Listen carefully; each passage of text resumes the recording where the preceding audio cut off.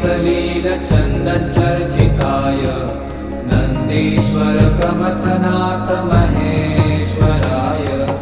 मन्दार पुष्प बहु पुष्प सुपूजिताय